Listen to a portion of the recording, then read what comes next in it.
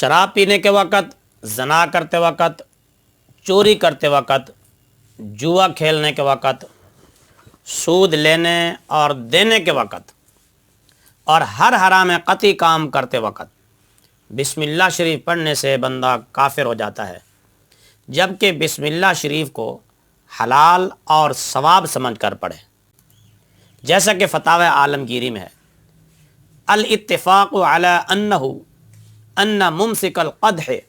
وقال بسم اللہ وشربہ یصیر کافرا، ہکذا ان بسمل وقت مباشرت الزنا او حال القمار فانہ یصیر کافرا، فتاوی عالمگیری۔ ترجمہ: اس بات پر سب علماء کا اتفاق ہے کہ جو شراب کا پیالہ ہاتھ میں پکڑے ہوئے ہو اور بسم اللہ شریف پڑھے اور پی لے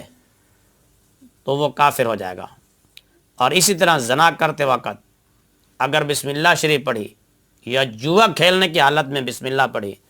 تو بھی کافر ہو جائے گا۔ ہر حرام قطعی کام کا مطلب یہ ہے کہ وہ کام جس کا حرام ہونا نصوص قطعیہ سے ثابت ہو، جس طرح کہ سود، شراب، زنا، رشوت، یہ حرام قطعی کام ہیں۔ جو آدمی سود لینے کے وقت، سود دینے کے وقت، جوا کھیلنے کے وقت